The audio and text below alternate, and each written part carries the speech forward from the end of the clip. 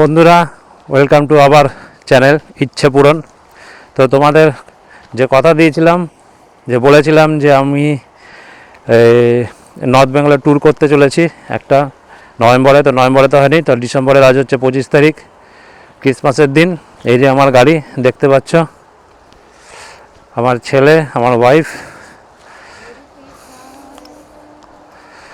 আর এর মধ্যে আমাদের সব জিনিসপত্র আছে। আমার এর মধ্যে ল্যাপটপও আছে, এর মধ্যে বালাপোষ নিয়ে নিয়েছি, কারণ আমরা যেখানে যাই বালাপোষ প্লাস মশারি সব কিছু নিয়ে নিয়েছি। তো তো আমি কথা দিয়েছিলাম, তো কথা রাখলাম। এবার নর্থ বেঙ্গল তো যাচ্ছি হচ্ছে ডুয়ার্স। অনেক দোনামোনা করছিলাম, ভাবছিলাম কোথায় যাব। অবশেষে আমাদেরই ফেসবুক থেকে এক দাদার পরিচয় হয়েছে, সেখান থেকেই আমরা মিট আজকে হবে, মিট হয়নি, ফোনে কন্ট্যাক্ট হয়ে সে ওয়াইফ, তার একটা মেয়ে যাচ্ছে, তিনিও ফ্যামিলি, আর একটা ব্যাচেলার ছেলে যাচ্ছে, ভালো। তো আমি দেখিনি, তো যাই হোক, গিয়ে আলাপ হবে, তো তোমরা দেখতে পারবে। তা এখন বাজে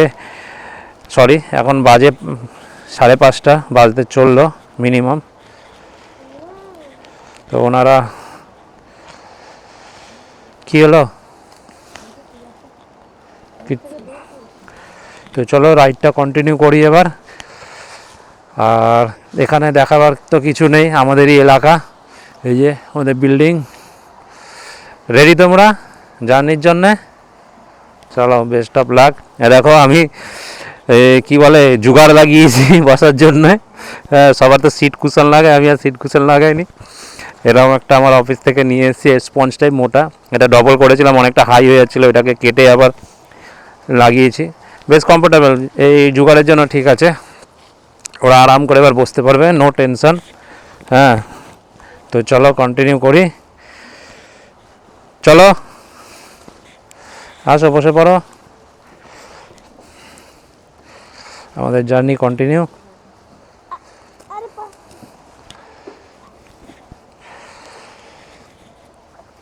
চলো আবার হাইওয়েতে গিয়ে তোমাদের সাথে দেখা হচ্ছে।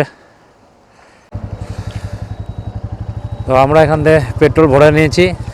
ওই যে দাদা চলে এসছে, যারা দুজন যাওয়ার ছিল, ওই যে একজন সামনে, বেরিয়ে যাচ্ছি। দেখি, বাজে এখন 6:58, অনেক লেট হয়ে গেছে, জিরো করে নিলাম। এবার এখান দিয়ে ট্রিপ শুরু। জয় মা দুর্গা, জয় বাবা, জয় শিব শম্ভু। তো আমাদের রাইড শুরু, দেখো আরও রাইডার যাচ্ছে। তো আজকের দিনের আমাদের ডুয়ার্স রাইড শুরু। আজকে তো শিলিগুড়ি গিয়ে উঠবো। এতক্ষণ দাঁড়িয়েছিলাম, বুঝে যাচ্ছিলো না, সকালবেলা ঠান্ডাটা গায়ে বেশ লেগে যাচ্ছিলো, এখন ঠান্ডাটা যেন বেশি লাগছে। তো হাইওয়ে আর কি দেখাবার কিছুই নেই। সকাল ওয়েদারটা বেশ মনোরম। আর এটা হচ্ছে কেউটিয়া। তো আমার বাড়ি এই দিক থেকে বেরিয়েছি। এটা বস্তা পড়ে আছে মাঝ রাস্তা।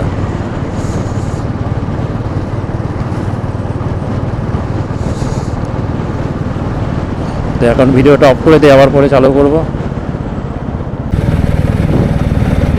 আমরা হাইওয়ে ছেড়ে এই জাগলি রোডে উঠেছি, কাঁচরাপাড়া টু জাগলি রোড।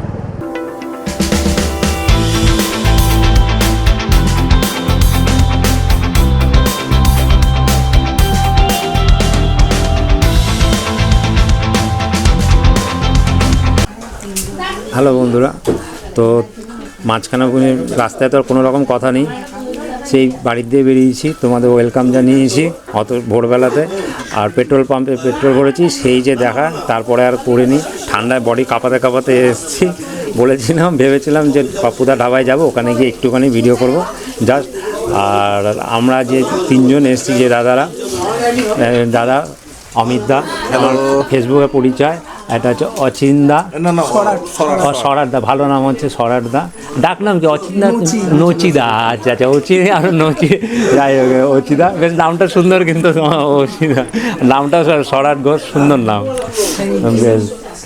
তো এখন ওই লাঞ্চ করতে এসেছি, সকালবেলা আর খাইনি ব্রেকফাস্ট, একটু মাঝখানে কৃষ্ণনগরের আগে দাঁড়িয়েছিলাম, চা বিস্কুট খেয়েছি।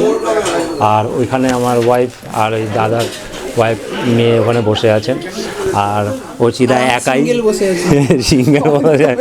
সিঙ্গেল আমাদের সাথেই বসে আছে, কিন্তু আছে সিঙ্গেল। তো চলো খেয়ে নিই। এবার খাবার দিয়েছি, ফিশ থালি অর্ডার দিয়েছি, কাতলা মাছ আসবে হয়তো। এবার থালিতে কি কি আসবে জানি না, আসুক তারপর কি রয়েছে সেটা তোমাদের সাথে শেয়ার করবো। একদম একদম দেখা যাক কী খাবার দেয়। মানে তো 7খানা থালি তো অর্ডার করে দিলাম, থালি 130 টাকা, মানে কাতলা থালি। খেয়ে বলবো তোমাদের কেমন। আমাদের লাঞ্চ চলে এসেছে, তোমরা দেখতেই পাচ্ছ, এটা হচ্ছে ভেজ থালি। আর আমরা অ্যাকচুয়ালি মিস্টেক হয়ে গেছে, আমরা ফিশ থালি অর্ডার দিয়েছিলাম, তার সাথে ফিশ থালির সাথে রুই মাছ আসে, আর আমরা কাতলা অর্ডার করেছিলাম, তার জন্য এটা ভেজ হয়ে গেছে আর কাতলাটা আলাদা হয়ে গেছে। তাও আমরা জানতে পারি যখন আমাদের খাওয়া দাওয়া হয়ে গেছে, যখন বিল এসছে, বিলে যখন আমরা পেমেন্ট করতে চাই তখন দেখছি ফিশ থালি আর মধ্যে এই ভেজ থালি আর কাতলা মাছের আলাদা প্রাইস রয়েছে। তখন জিজ্ঞাসা করলাম, তখন বলছে আমি ফিশ থালির সাথে রুই মাছ ছিল, কাতলা মাছ ছিল না। যেহেতু আপনারা কাতলা মাছ অর্ডার দিয়েছেন তার জন্য ওটা কাতলা মাছটা আলাদা এসছে আর এটা ভেজ থালি করে দেওয়া হয়েছে। আর সত্যি খাবারগুলো ভালো ছিল, কাতলা মাছটা ভালো ছিল। আর এক ধরনের একটা চিঙ্গারি কি কাবাব ছিল চিকেন দিয়ে, তা খেয়েছি, খুব ভালো লেগেছে। তো হ্যালো ফ্রেন্ডস, তো আমাদের তো খাওয়া হয়ে গেছে, লাঞ্চ করে নিলাম ফিশ থালি। আর এখানে একটা চিঙ্গারি কাবাব বলে একটা কাবাব ছিল, সেটা জানি না, তো জিনিসটা কি জানার জন্য একটা অর্ডারও দিয়েছিলাম। তা অর্ডারও দিয়েছি, এবার খেয়ে দিয়ে উঠে গেছি, হঠাৎ করে মনে পড়লেন, সামনে নিয়ে এসে বলছে আপনাদের এই কাবাবটা রয়েছে। আমাদের তিনজনের মনে পড়লো যে আমরা তো কাবাব দিয়েছে খাবে কে। এবার খাওয়া তো হয়ে গেছে, এবার নিয়ে নেওয়া হয়েছে, ওটা প্যাক করে নেওয়া হয়েছে, এবার দেখা যাক। তো সামনে দেখো এখানটাতে সর্ষের ক্ষেত রয়েছে, সুন্দর লাগছে। আর গাড়িগুলো আমার ওখানে পার্কিং করা, এই যে পাপ্পুদার ধাবা দেখতেই পাচ্ছ।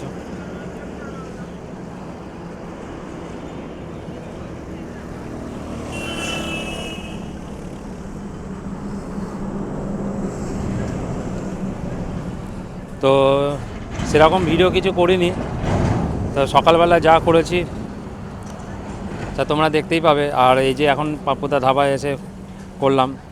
এবার এখান থেকে আমাদের জার্নি 9 ঘন্টা 8 ঘন্টা দেখাচ্ছে, 7 ঘন্টা দেখাচ্ছে, মিনিমাম 8 সাড়ে 9টা তো বেজেই যাবে। তো দেখা যাক এবার কীরকম কী গাড়ি টানতে পারি, কতক্ষণ কী বা কিছু দাঁড়াই। এবার কন্টিনিউ থেকে কিছু ভিডিও শ্যুট নিতে থাকবো, আর তোমরা দেখতেও পাবে। তো আজকে ক্রিসমাস, তার জন্য বেশ সুন্দর সাজিয়েছে পাপ্পুদা ধাবা।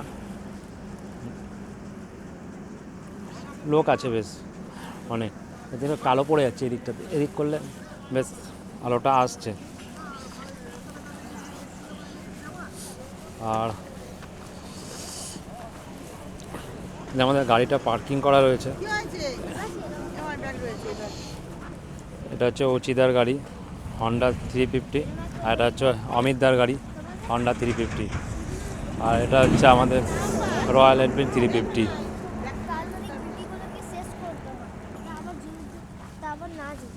কী হয়েছে কাকে?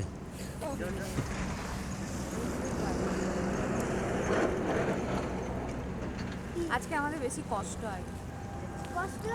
কষ্ট হবে না তো, এই যে গাড়ির মধ্যে মানে যখনই কোথাও যাই পেছন খুব জ্বালা করে, তার জন্য এবারে জুগার লাগিয়েছি। হ্যাঁ, এই যে এটা বেশ কমফোর্টেবল, মানে এতটা রাস্তায় এসেছি, 220-30 কিলোমিটার, ব্যথা হয়নি, কন্টিনিউ এসেছি। এবার আর সেরকম মানে অনুভবটা হয়নি যে না গাড়ির ওপর বসে রয়েছি, বেশ কমফোর্ট পেয়েছি। তাই এরকম আরও কয়েকটা রেখে দিয়েছি, এটা যদি ছিঁড়ে যায় তো পরবর্তীকালে ভবিষ্যতে আবার ওইটাকে ব্যবহার করব, তাই এরকম কয়েকটা রেখে দিয়েছি।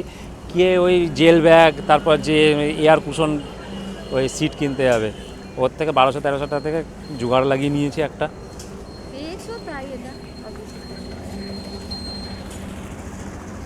তো চলো এরপরে মোটো ব্লগিংয়ে তোমাদের সাথে দেখা হচ্ছে, এখানে কিছুটা সময় কাটাবো, তারপরে এখান থেকে বেরোবো।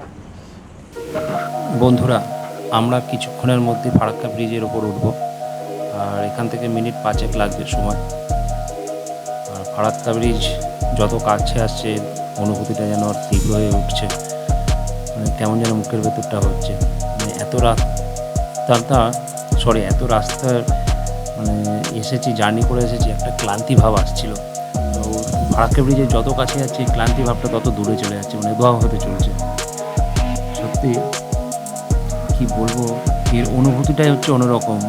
যারা ব্লগার মানে মোটো ব্লগিং করে তারা এর কাছাকাছি আছে, তাদের অনুভূতি কেমন হয় তাদের কাছ থেকে জিজ্ঞাসা করো। কারণ আমি সাক্ষাৎ এখানে এসেছি, তো এবার যাচ্ছি, আমার যে অনুভূতিটা কেমন হচ্ছে সে আমিই জানি।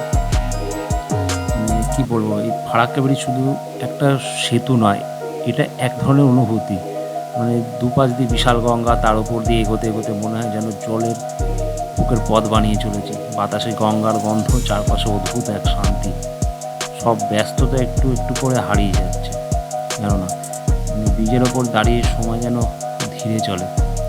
মাথার ভেতর হাজারো ভাবনা এলেও মনটা অকারণে হালকা হয়ে যাচ্ছে। দূরে জলরেখার দিকে তাকালে বুঝতে পারি এই মুহূর্তটায় আসল ভ্রমণ, আসল জীবন।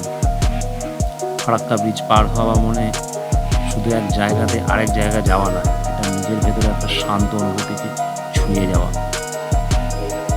তাই তোমাদেরকেও এই ফারাক্কা ব্রিজের অনুভূতিটা দিতে এসেছি আমার এই ভিডিওর মাধ্যমে। এখান থেকে ফারাক্কা ব্রিজ শুরু হচ্ছে, দেখো কি সুন্দর লাগছে জায়গাটা।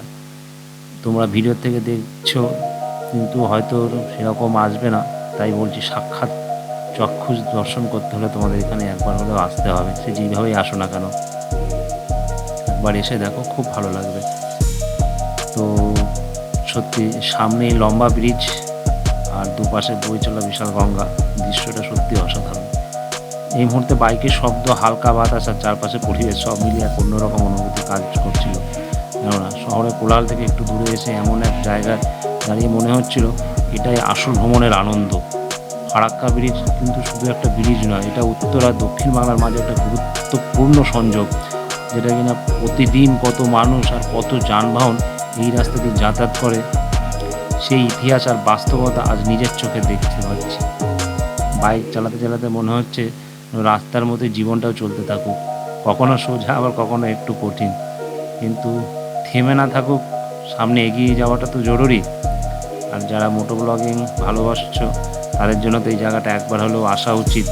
আর যারা এসেছো তাদের কাছে অনুভূতিটা সত্যি একবার করে শেয়ার করে নিও, দেখবে তাদের অনুভূতিটা কেমন। আর তোমাদের সেই পুরনো একটাই কথা বলবো, ভিডিওটা ভালো লাগলে লাইক করবেন, চ্যানেলটা সাবস্ক্রাইব করতে ভুলবেন না নতুনেরা। আর পুরনো যারা আছো তাদের কাছে আমার হাত জোরে জোর করে স্বাগত জানাচ্ছি আমাদের এই চ্যানেলটিতে ইচ্ছে পূরণ। আর তোমাদের অসংখ্য ধন্যবাদ আমার চ্যানেলটিকে সাবস্ক্রাইব করার জন্য। চলো দেখতে থাকো ফারাক্কা ব্রিজটাকে আর অনুভূতি করতে থাকো।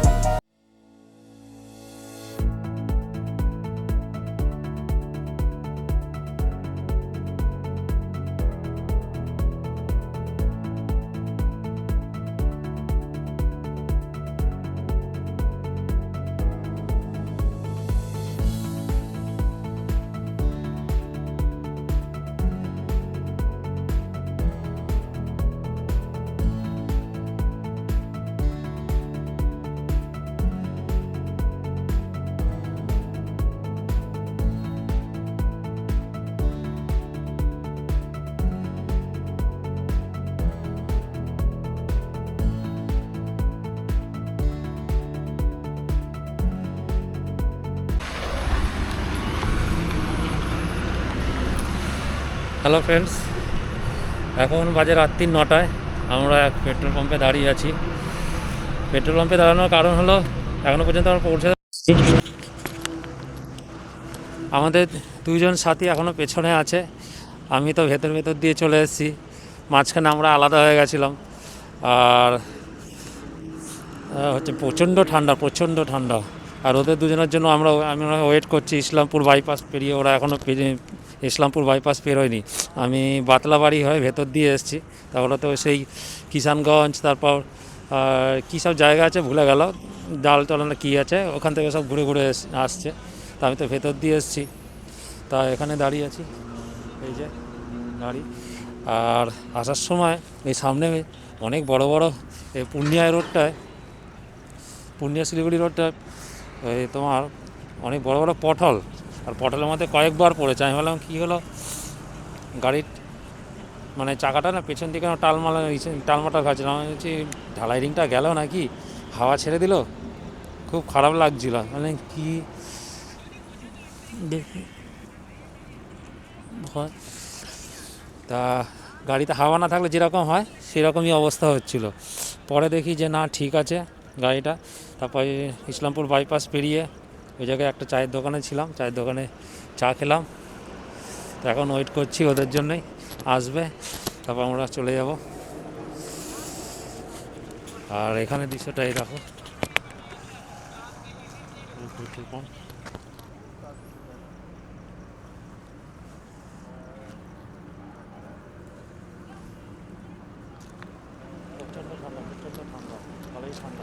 আমি তো জ্যাকেট আনতে ভুলে গেছি, তলায় একটা গেঞ্জি পরেছি, তার উপরে পরশুল, তার উপরে আর একটা মানে উইন্টার টাইপের পরেছি, আর এই যে জ্যাকেট পরেছি। ঠান্ডা ভেতর দিয়ে ঢুকে যাচ্ছে, শুয়ের মধ্যে গিয়ে খোঁচা দিচ্ছে, এরকম অবস্থা। আর আমার ওয়াইফ ওখানে যে যা টেন্ট বানাচ্ছে, ওখানে কোথাও দিয়ে হয়তো এসছে কোনো জায়গাটা আমাদের ওই দিক থেকে কোথাও যাবে। তা আজকে রাতটা হয়তো স্টে করবে, ওয়াইফ টেন্ট বানানোটা দেখছে। চলো এবারে ডাইরেক্ট শিলিগুড়িতে গিয়ে দেখা হবে হোটেলে। আর মাঝখানে কোনো কিছু কথোপকথন হচ্ছে না। Okay bye.